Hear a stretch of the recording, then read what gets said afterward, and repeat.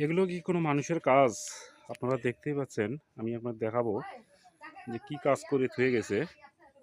একদম রাস্তার সাথে একটা ঝিঙ্গে লাগানো ছিল।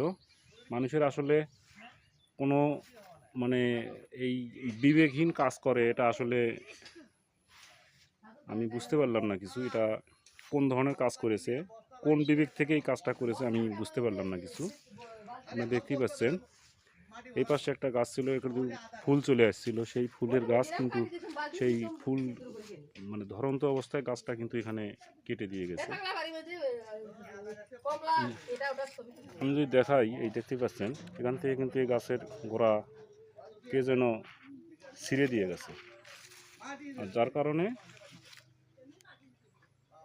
এই অবস্থা। তো আপনারা একটু কমেন্টস করে জানাতে পারেন যে আসলে এটা শত্রুতামূলক নাকি